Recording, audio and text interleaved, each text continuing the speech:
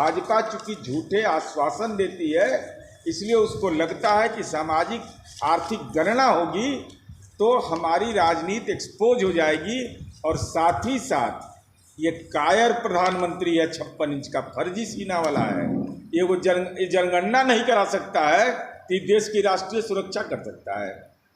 ये बहाना है, इसका मतलब पाकिस्तान से भी कमजोर है। नमस्कार, आप देख रहे न्यूज फॉर नेशन और मैं स्वाति पांडे आपके साथ। अगर बिहार में जातीय गणना का काम पूरा हो जाता है तो बीजेपी का जो दोहरा चरित्र है वो देश के जनता के सामने आ जाएगा। बीजेपी कभी नहीं चाहेगी कि बिहार में जातीय आधारित गणना हो, क्योंकि अगर ऐसा हो जाता है तो बिहार के पिछड़ा और अति पिछड़ा समाज के लोगों का कल्याण होगा, जो कि बीजेपी कभी भी नहीं चाहेगी। ऐसा हम नहीं कह रहे, ऐसा कहना है जदयू का।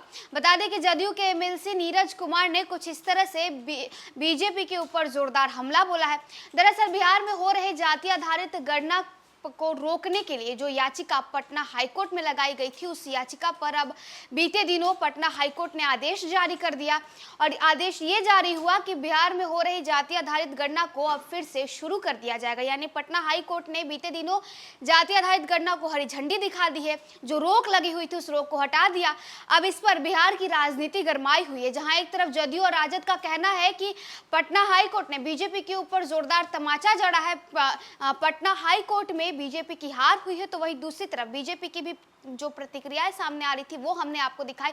अब इसी बीच जदयू एमएलसी नीरज कुमार ने भी बीजेपी पर जोरदार हमला बोला है। नीरज कुमार का कहना है कि बीजेपी जो है वो अति पिछड़ा और पिछड़ा विरोधी है। ये कभी नहीं चाहते हैं कि अति पिछड़ा समाज का कल्याण हो, ये कभी नहीं चाहते हैं कि बिहार के गरीब और देश के गरीबों का कल्याण हो, इसीलिए ये बिहार में जातीय आधारित गणना नहीं कराने देना चाहते थे। अगर ऐसा हो जाता है तो बीजेपी का दोहरा चरित्र लोगों के सामने, खासकर बिहार की जनता के सामने आ जाएगा। क्या कुछ कह रहे नीरज कुमार, किस तरह से उन्होंने जातीय आधारित गणना पर अपनी प्रतिक्रिया तो दी है, साथ ही साथ बीजेपी को अति पिछड़ा और पिछड़ा विरोध। ये जनगणना विरोधी सरकार है, ये जनगणना विरोधी नहीं, संविधान विरोधी सरकार यह है। ये सीधे तौर पर आप देखिएगा कि भाई कोरोना काल के बाद 80 से अधिक देशों ने करवा लिया, तो आप बहाना क्यों बना रहे हैं? ये तो सीधा, चूंकि परिसीमन होना है 2026 में, परिसीमन जनगणना के आधार पर होता है, तो परिसीमन नहीं कराना है कि लोकतांत्रिक अधिकार जो वोट का अधिकार है उसको छीनने की साजिश का एक हिस्सा यह माना जाएगा। और ये जाति जनगणना से डरती है, इसको लगता है कि अगर हम करेंगे तो हम एक्सपोज हो जाएंगे। तो भाजपा तो एक्सपोज होने के डर से ये जनगणना नहीं करा रही है, नहीं तो भाजपा इंटरवेनर बनती। शुरू से हम सपोर्ट में, हम सरकार में थे तब पर सपोर्ट की थी इस मामले। नहीं, यही तो सवाल है। सपोर्ट भी कर रहे थे, यूथ फॉर इक्वलिटी से याचिका भी दाखिल करवा रहे थे। कौन है ये संगीत रागी, कौन है मक्खन लाल?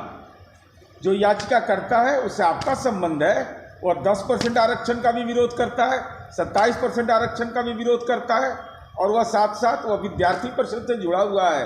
कैसे भाजपा का अनुवांशिक संगठन है वह। भाजपा नहीं, भाजपा किसे बचाव करेगी? भाजपा बताए कि मीडिया के बहुत सारी फुटेज हैं, वो बीजेपी के पक्ष में मीडिया में दलील देते रहते हैं। इसलिए भाजपा चूंकि झूठे आश्वासन देती है, इसलिए उसको लगता है कि सामाजिक आर्थिक गणना होगी तो हमारी राजनीति एक्सपोज हो जाएगी, और साथ ही साथ ये कायर प्रधानमंत्री है 56 इंच का फर्जी सीना वाला है, ये वो जनगणना नहीं करा सकता है कि देश की राष्ट्रीय सुरक्षा कर सकता है। ये बहाना है, इसका मतलब पाकिस्तान से भी कमजोर है। तो भाजपा इंटरवेनर कोर्ट में क्यों नहीं बनी कि भाई ये विधानमंडल का प्रस्ताव है, सरकार का प्रस्ताव है, लेकिन भारतीय जनता पार्टी की दूषित राजनीतिक मंशा आज उजागर हुआ और बेनकाब भाजपा हुई। इसलिए भाजपा समाज के किसी हित में नहीं है, क्योंकि धर्म के आधार पर इनको अच्छा लगता है। लेकिन माननीय नीतीश कुमार जी ने कहा कि नहीं, दलित की भी गिनती होगी, पिछड़ा का भी होगा, अति पिछड़ा का भी होगा, सामान्य समुदाय का भी होगा। उनके जीवन में क्या बदलाव आया है, इन तमाम चीज़ों की चर्चा होगी। तो भाजपा बेनकाब हुई है जाति गणना पर जो माननीय उच्च न्यायालय का फैसला हुआ है, और हम समझते हैं कि भाजपा को यह स्पष्ट करना होगा यूथ फॉर इक्वलिटी से तुम्हारा क्या संबंध है। प्रोफेसर संगीत कुमार रागी और प्रोफेसर मक्खन लाल जो याचिका करता थे, उसका भाजपा और आरएसएस से क्या संबंध है? अगर संबंध है तो भाजपा माफ़ी मांगे कि उसने ये कुकृत्य किया है बिहार की राजनीति में, और यह केवल बिहार के लिए नहीं नज़ीर बनेगा, यह देश के पिछड़े राज्यों के साथ साथ देश का, और कितना कायर प्रधानमंत्री देश का है जो कहता है कि हम जनगणना इसलिए नहीं करवा रहे हैं कि भाई कोविड है। लज्जा नहीं लगता है बोलने में? पाकिस्तान जैसा देश ने करवा लिया, बांग्लादेश जैसे देश ने करवा लिया, और आप कोविड का बहाना बनाते हैं। लिस्ट है देशों का, चाइना ने करवा लिया, और अर्जेंटीना ने करवा लिया, सिंगापुर ने करवा लिया, Indonesia, Tajikistan, Qatar, Saudi Arabia, Thailand जैसे देशों ने करवा लिया।